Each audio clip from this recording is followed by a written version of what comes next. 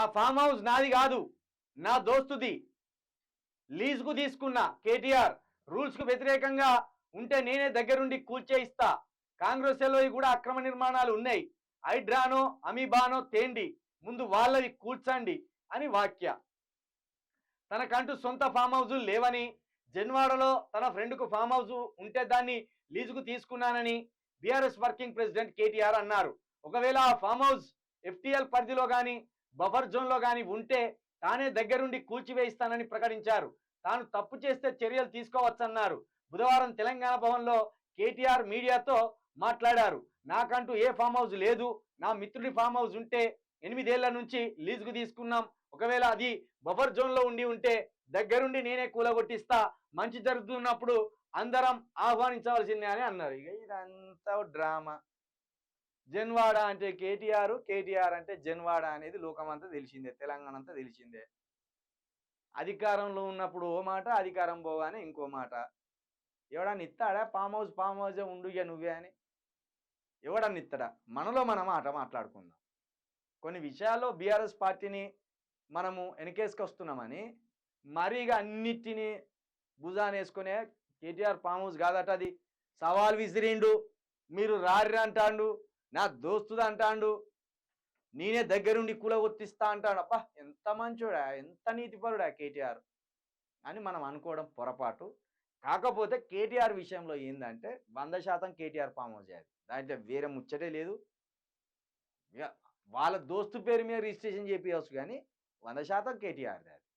కాకపోతే కేటీఆర్దే కూలగొట్టి ఇతరుల మంత్రులై ఎమ్మెల్యేలై ఎందుకు వాటి కూల్చివేతలు చేస్తలేరు? ఈ పాయింట్ మీద మాట్లాడితే దానికి వాల్యూ ఉంటుంది, దానికి ఒక విలువ ఉంటుంది. కానీ ఫామ్ హౌస్ నాది కాదంటే నవ్వుతారు కేటీఆర్ గారు.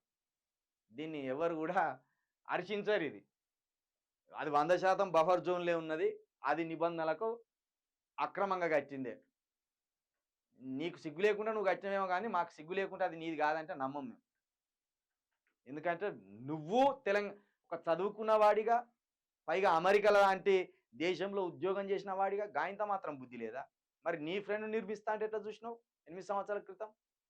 ఇది కదా మనం జర్నలిస్టులుగా అడగవలసింది, ఇది కదా ప్రజల తరపున మనం వకాలత్ పుచ్చుకొని అడగవలసింది. ఈరోజు ఇది నువ్వు కాదనుకొని తప్పించుకున్నావు. ఆ రోజు రేవంత్ రెడ్డి పోయి అక్కడ మాట్లాడుతా అంటే ఆయన మీద కేసు ఎట్లా పెట్టించినావు? మరి కేసు నీది కాదన్నప్పుడు నా ఫామ్ హౌస్ మీదకి డ్రోన్ ఎగిరేసిండని నువ్వెట్లా అన్నావు? మరి ఆ రోజు తప్పించుకునే వేషాలు వద్దు, నీదున్న కూలగొట్టవలసిందే, ఇంకొందున్న కూలగొట్టవలసిందే. దాని మీద మాట్లాడదాం. ఇక హైడ్రాన్ తీసుకొస్తావా, అమీబాన్ తీసుకొస్తావా, ఈ ప్రాస బాగానే ఉన్నది కానీ ముందు కూల్చివేయమని నువ్వే విలువన్న దక్కుతుంది. నాకు ఆ రోజు తెలియలేదు, కూల్చిపడేయండాను. ఈ ఫామ్ హౌస్ నాది కాదు, నాకు తెలియదు, నేను కిరాయికున్నా. ఈ డ్రామాలు బంద్ చేయరు, వద్దు, అస్సలే వద్దు. ఆల్రెడీ తెలంగాణ నాశనం చేసింది నీలాంటి రాజకీయ నాయకులే. అక్రమంగా కట్టడాలు కట్టి మొత్తం దోసుకున్నారు.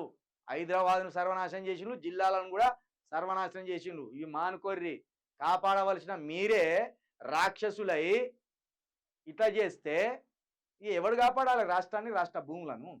మళ్ళీ సిగ్గు లేకుండా నిన్ను తీసుకొచ్చి ఈ ఫామ్ హౌస్ నాది కాదు, నా దోస్తుది, నేను లీజుకు తీసుకున్నా అంటే గంత ఎడితనం ఉన్నదా రాష్ట్రంలో? మొత్తం నీ కార్యకర్తలు నమ్ముతారు కావచ్చు, దీన్ని నీ పార్టీ కార్యకర్తలు నమ్ముతారు కావచ్చు.